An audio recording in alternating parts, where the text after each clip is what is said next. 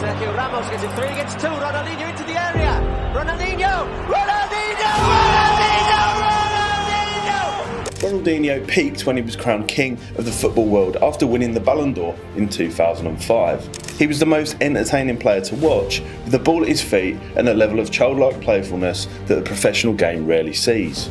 He's known for his flair and trickery, coupled with his football intelligence. He even got a standing ovation playing away at an El Clasico derby in Barcelona. Ronaldinho was loved by everyone, and at 25 he had the rest of his career ahead of him to achieve even more greatness than he had done thus far. But unbeknown to everyone, the trajectory of his career would be in steady decline, and the signs had already begun to show, because here's how Ronaldinho lost it all.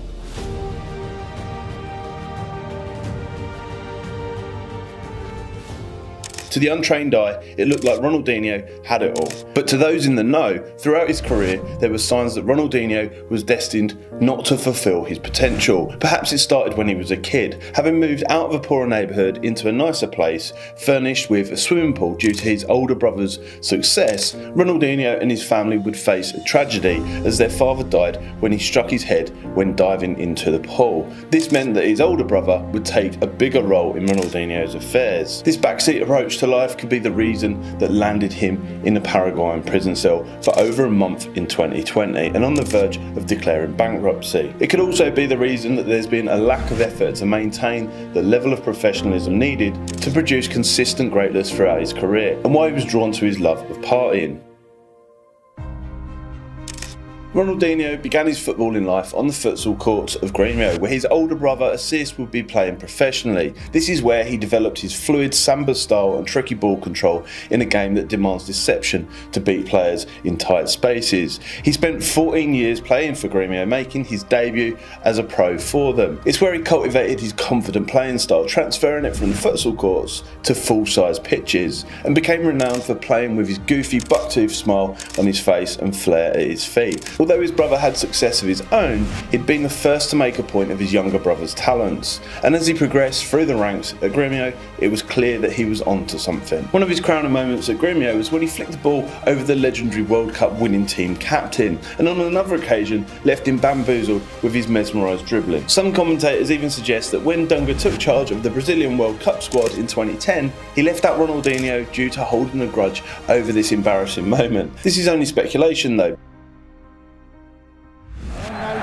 Ça bouge devant la cage de Ronaldinho et c'est le but. Personne n'a touché le ballon. But Ronaldinho.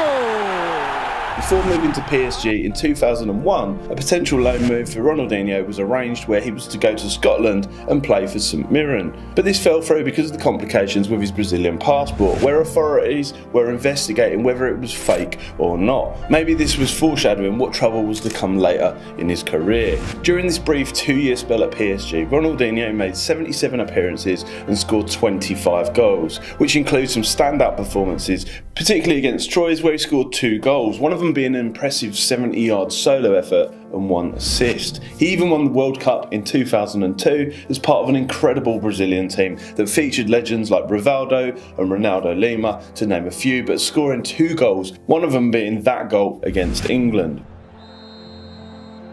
Ronaldinho takes and David Seaman's caught off his line.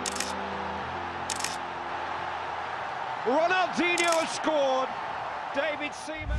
After he became a World Cup winner, on his return to PSG, something had changed. It was noticed that he would only perform under the brightest lights in occasions like Champions League games or derby matches.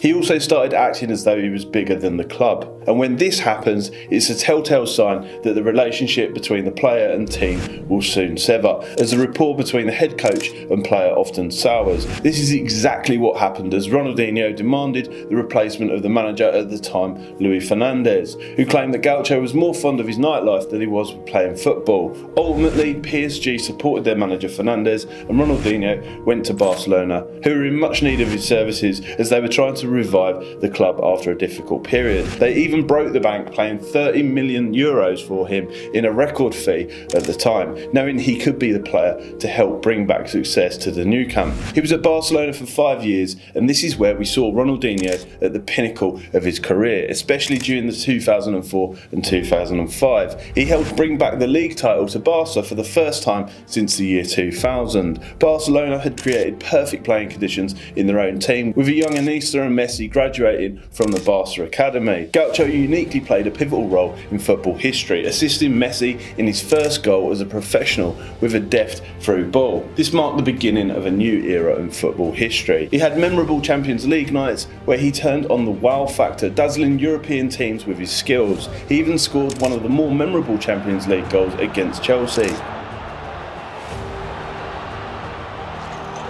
He danced around his stagnant ball with defenders as still as stone statues as he toe-poked the ball from outside the area into the top corner past the unsighted Petr Cech. In the league-winning season, he produced a spectacular performance against fierce rivals Real Madrid, scoring 2 goals in their win away. He even received a standing ovation from the Real Madrid fans as they knew they were witnessing one of the greatest El Clasico performances in their lifetimes. This had only happened once before to the legendary Diego Maradona, as was the calibre of his performance. This kind of performance from Gaucho is what every fan thinks of when they remember his playing style. Flicks, no-look passes, delicately weighted through balls, a wonderful run beating players and scoring a brace. It really doesn't get much better than that. But little did the footballing world know that this was the best Ronaldinho would ever be.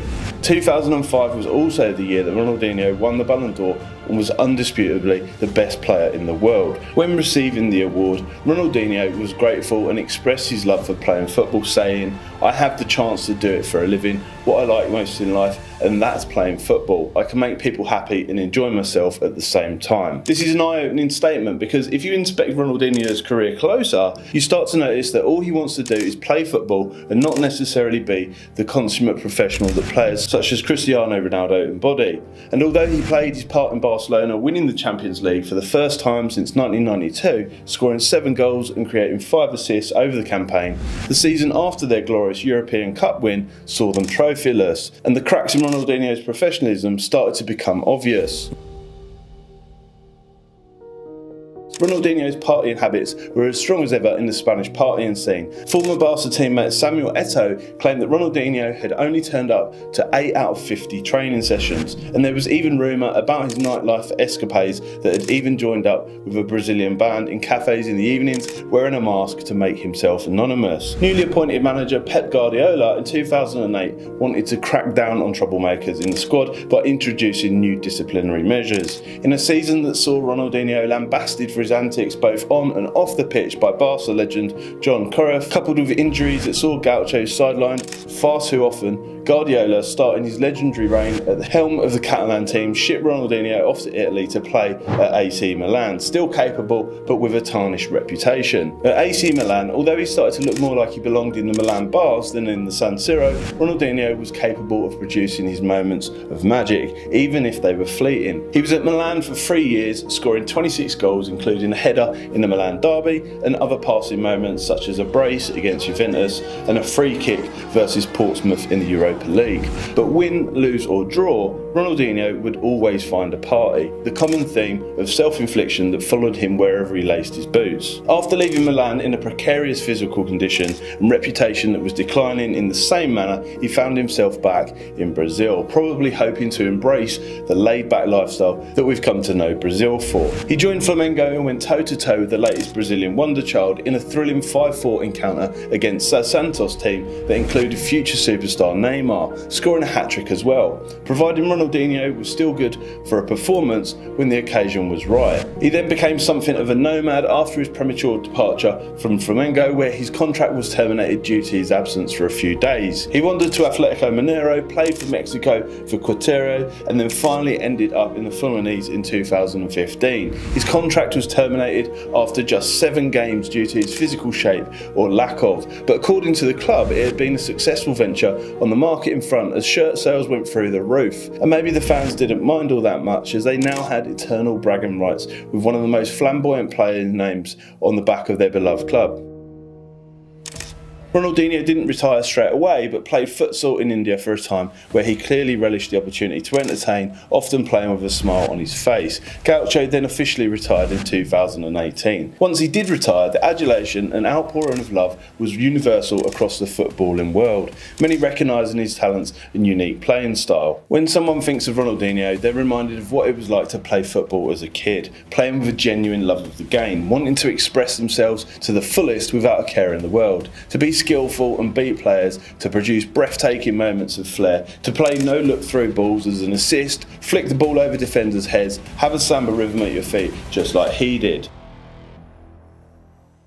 Ronaldinho and his brother found themselves in trouble at passport control when their passports were flagged as fake, which granted them a 32-day stay in a maximum security jail in Paraguay. Further investigation found that there could be connections to a money laundering scheme.